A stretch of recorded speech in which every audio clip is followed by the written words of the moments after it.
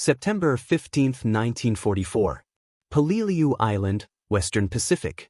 Temperature, 105 degrees in the shade, if you could find any. The coral sand burned through boots. Sweat soaked every stitch of clothing, clung to rifle slings, pooled in helmets. And above it all, the air hung thick with smoke and cordate. Private First Class Anthony Tony Marquez of the 1st Marine Division crouched behind a jagged outcrop, his bar cradled in his arms. 100 yards ahead, Hill 200, just a number on a map, but in truth, a jagged coral ridge riddled with Japanese bunkers, spat machine gun fire like a buzzsaw. The hill was not marked by trenches. There were no flags, no easy indicators. Just stone, death, and the sound of steel bolts clanging shut. Somewhere to Marquez's left, a tank groaned forward. Sherman chassis. Tread chewing dirt. But this one was different. M4A3R3. Flamethrower variant. They called it the Zippo. Inside the tank's narrow steel body, Corporal Eddie Finch wiped sweat from his face and gripped the firing handle of the M5-4 flamethrower unit.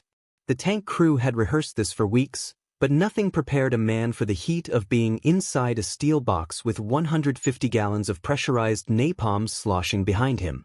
Outside, a Japanese sniper took a shot. The round pinged off the front glassy plate. Marquez ducked. Finch didn't hear it, but the tank commander did. "Button up," he yelled. The hatch slammed shut. From within a camouflaged pillbox, Japanese Sergeant Ichiro Watanabe peered through the slits, watching the lumbering Sherman move.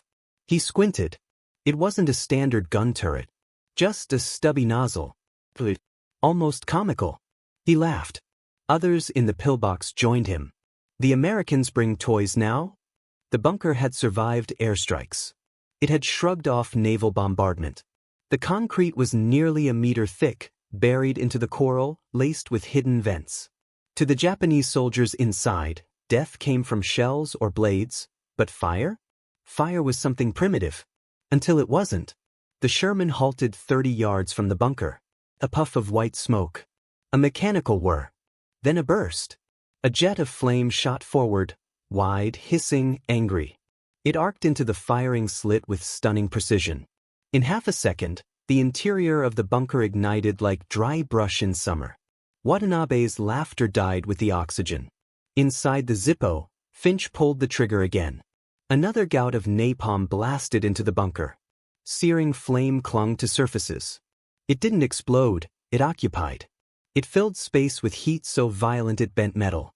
Outside, Marines watched as black smoke rose in tight spirals. Marquez looked at the ridge, then at the tank, then back again. "They laughed," he muttered. "Not anymore." 10 yards to his left, a flamethrower infantryman, Sergeant Franklin Ruiz, hauled his M2 unit onto his back and followed the Sherman's path. His role, mop up. What the tank couldn't reach, he would. With each step, he passed burned-out positions, their silence speaking louder than any orders. Behind him, another bunker opened fire. The Zippo rotated. Another burst. Another scream cut short. By nightfall, the entire forward line of the Japanese outer perimeter was blackened, smoking, and quiet. The Americans had broken through. Not with brute force, but with flame. And for the first time, the enemy understood what that meant. March 12, 1945. Okinawa, Ryukyu Islands. The spring winds blew sharp over limestone cliffs. Beneath the surface, tunnels twisted through rock-like veins, over 60 miles of interconnected bunkers, ammo depots, and command posts carved by hand. These were not trenches. These were sanctuaries turned fortresses, hardened by experience from Saipan, Tarawa, and now, Peleliu. Captain Masaru Fujimoto of the Imperial Japanese Army's 32nd Army crouched over a table beneath Shuri Castle, pointing to red-circled ridgelines on a sand-covered operations map. He was 36, a veteran of China, wiry, proud, unshakable in his belief that the Americans could be delayed indefinitely. The Okinawan terrain, laced with cliffs, forests, and tunnel systems, was his battlefield of choice. Across from him, Lieutenant Daigo Sato raised a brow. "They're bringing flamethrower tanks," he said, almost smirking. Fujimoto grinned. "Let them." A toy can't beat stone. He wasn't alone in his skepticism. News had spread among Japanese units about the flame tanks used on Peleliu. But even that seemed exaggerated. What fool designed a tank that carried its own inferno? One bullet, one lucky strike, and the entire machine would become a funeral pyre.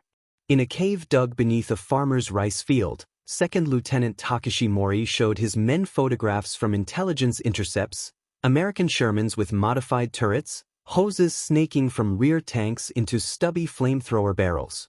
The soldiers laughed. They burn coconut huts, one joked. Let them try stone. But further down the tunnel, a different voice spoke. It belonged to Sergeant Koji Nakamura, one of the few who had survived the firestorms of Leyte. He had seen what napalm did when it entered a sealed space. Skin bubbled. Eyes melted. Bones blackened while lungs still tried to breathe. Fire didn't just kill, it unmade. But no one wanted to hear that now. In the dugouts of Okinawa, the morale of young conscripts, many just boys, rested on the myth that their cave systems were immune. Meanwhile, above ground, the U.S. Navy had begun softening the island's perimeter. Battleships like the USS Tennessee and USS Idaho hurled shells inland by the minute. Trees vanished. Roads split open. And behind that thunder came the engineers. On board Ellison 1031, moored off Higuchi Beach, Staff Sergeant Cal Whitman checked the pressure gauges on a rebuilt M4A3R3 flamethrower tank. It had arrived straight from the Philippines, its armor scorched, its turret blackened, its gun replaced with a curved flame nozzle. Painted on the side was a nickname in chalk, Devil's Breath. The crew didn't bother repainting it. They knew what they carried. By April 1st, the first tanks rolled ashore with the 713th Flamethrower Tank Battalion, crews trained specifically for this island. Their targets were known: pillboxes, spider holes, bunkers, caves. Places where rifles failed, grenades bounced off, and even demolition charges couldn't reach. The flamethrower tank wasn't about precision. It was about message. And that message was fire. As Japanese spotters observed the landings from hidden observation posts along the ridgelines, they noted tanks with odd silhouettes, no long barrels, just squat tubes. The laughter returned. They've brought welding machines. They fear our bullets so much they bring fire to scare us. But by the third day, that fire would not just scare. It would haunt. April 4th, 1945. Southern Okinawa. The rain began just before dawn. It wasn't a storm, just a steady, soaking drizzle that turned dirt into paste and limestone paths into slick traps. Visibility dropped to a few hundred yards. The kind of weather that favored defenders who knew every ridge and tunnel by heart. The Americans advanced anyway. At the base of Kakazu Ridge, infantry from the 96th Infantry Division lay pinned behind a low berm. Japanese machine guns fired from unseen apertures in the rock face, short, disciplined bursts that cut the air above the ground and forced men flat. Grenades had been thrown. Mortars answered. Nothing silenced the fire. The bunker was invisible. Somewhere inside the limestone, Japanese gunners waited patiently, rotating crews, conserving ammunition. Their firing slits were narrow, angled downward, impossible to hit unless you were already dead in front of them. Captain Harold McKinney crawled up beside a forward observer and peered through binoculars. He had seen this before on Saipan. The pattern was familiar. The frustration worse. He keyed his radio once. Bring up the flame tank. Minutes later, the sound cut through the rain. Not an engine roar, something deeper. A low, mechanical growl that vibrated through the ground. The infantrymen looked back over their shoulders as the M4A3R3 eased forward, tracks grinding mud and coral into slurry. Devil's Breath rolled into view. Its turret was fixed forward. No cannon. No muzzle flash. Just a thick, curved nozzle jutting out like a blunt finger pointed at the ridge. Inside the tank, Sergeant Cal Whitman wiped condensation from his goggles. His loader, Corporal Eddie Hargrove, checked the ignition system one last time. The fuel tanks behind them were full, napalm-thickened gasoline, pressurized and ready. They had rehearsed this exact approach dozens of times. But practice didn't prepare you for silence. As the tank advanced to within 40 yards of the ridge, Japanese fire stopped. Inside the bunker, Second Lieutenant Takeshi Mori pressed his ear to the rock. The Americans had brought a strange tank forward. He could hear it now, feel it through the stone. "Let them come," he said. "They cannot reach us." His men waited. Then the flame erupted. It didn't roar like a fireball. It poured. A thick stream of burning liquid arced from the nozzle, hit the rock face, and spread instantly, clinging, flowing, crawling into every crack and seam. It rolled downward like molten cloth, searching for openings. One found the firing slit. Inside the bunker, the world changed in half a second. The oxygen vanished first. Then the heat. Men screamed, not from burns alone, but from lungs searing as superheated air rushed inward. The napalm followed, splashing inside, igniting sandbags, uniforms, hair, flesh. Mori didn't die immediately. He felt his boots fuse to the floor. He felt his rifle become too hot to hold. He clawed toward the rear tunnel, but the pressure wave knocked him flat. Outside, the flamethrower cut off. There was no return fire. Only smoke, thick, black, rolling out of the slit like breath from a dying animal. The infantry stared. Some cheered. Others didn't move at all. Captain McKinney lowered his binoculars slowly. "That bunker," he said into the radio, "is neutralized."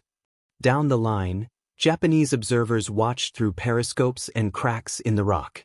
They had expected an explosion. They had expected a vulnerable tank to be destroyed by one lucky shot. Instead, they had watched a fortress breathe fire and silence follow. Sergeant Koji Nakamura, deep in another tunnel system, closed his eyes. He had seen this before. And now, Okinawa would see it too. By then, the M4A3R3 flamethrower tanks had names. The men called them Satan's Pencil, Blowtorch Betty, or simply the Thing. Some names were scrawled in chalk on the armor. Others were whispered across foxholes with a mix of awe and dread. The Japanese, once certain their fortified ridgelines were impenetrable, now watched in quiet disbelief. Kakazu Ridge had not fallen completely, but it was bleeding. U.S. flamethrower tanks were no longer being saved for emergencies. They were now the spear points. Each attack began the same way. Infantry pressed forward until pinned, coordinates marked, and then came the tank. No cannon. Just the long, deliberate sweep of liquid fire, painting jungle and rock like a molten brush. Inside the ridge complex, Japanese engineers had built interlocking tunnels, blast-proof doors, and backup firing positions. But they hadn't planned for fire that moved like water. Napalm ignored choke points. It clung to ceilings. It dripped down vent shafts. In the southern chamber of Bunker 17, Sergeant Hiro Matsuda waited with 6 men. They were silent. Outside, the Americans had gone quiet too. But that was worse. Then came the hiss. A slow buildup, like a steam pipe cracking, followed by the dull thud of ignition. Fire erupted at the main entrance. Matsuda's men lifted their rifles but had nothing to aim at. Heat rushed in before flame did. The narrow escape tunnel behind them glowed red. One of the privates tried to run, but the air itself burned. Above ground, Corporal Hargrove in Devil's Breath watched the stream of flame flow down into the entrance. His gloved hand stayed firm on the trigger for 5 long seconds, then released. No celebration followed. He'd been inside a burned-out bunker once. He didn't want to see another. By midday, 5 separate positions had been torched. Japanese units that had once mocked the slow American advance now faced a psychological war. Rumors spread through the caves. Some swore the Americans were using chemical weapons. Others believed the tanks carried demons.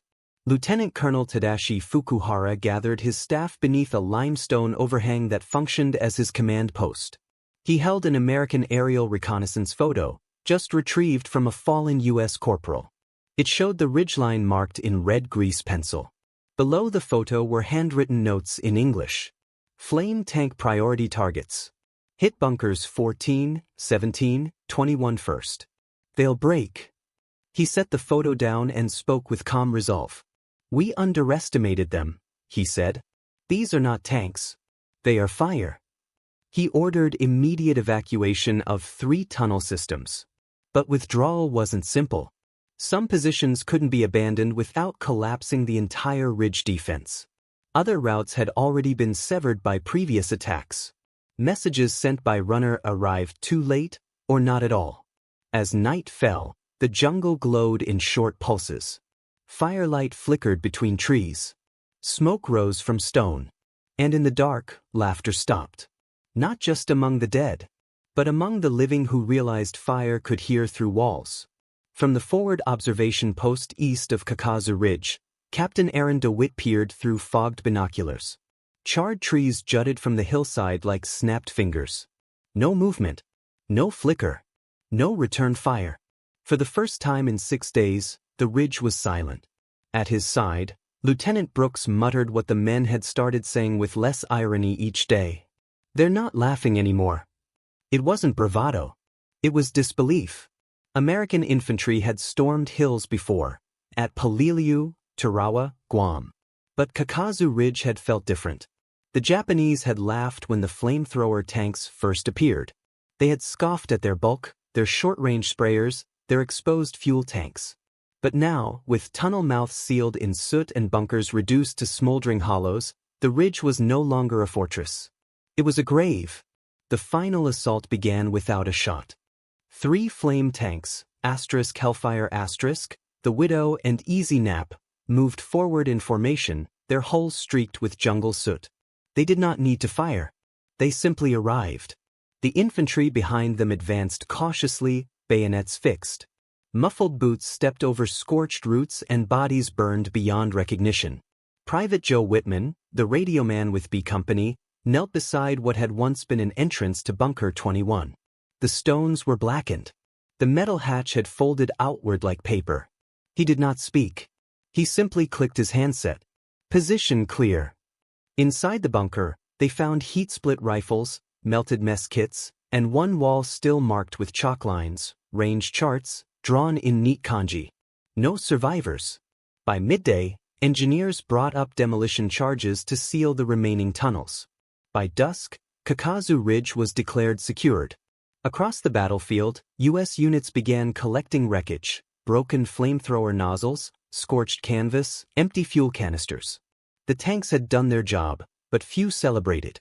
Most sat in silence, cleaning weapons or staring at the ridge. In a dugout near the command tent, Major Langley received a folded message from Division HQ. Kakazu Ridge taken. Proceed north to Maeda Escarpment.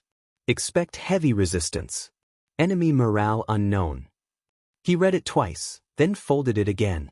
The victory felt thin. For the Japanese survivors who had fled deeper into Okinawa's interior, the message was clear: the Americans would not stop. Their tanks no longer just fired shells, they brought fire itself. Weeks later, in an interrogation chamber on the USS Mount McKinley, Lieutenant Kenji Asano, captured near Shuri Line, was asked what broke Kakazu Ridge. He said only one word: fire. Then, more quietly, "We thought it was slow. We thought it was foolish. But it found us." In the war's long and bitter memory, flamethrower tanks would remain a symbol not of brute force, but of relentless precision. They didn't roar. They hissed. And when they hit the bunkers, the laughter died with the light.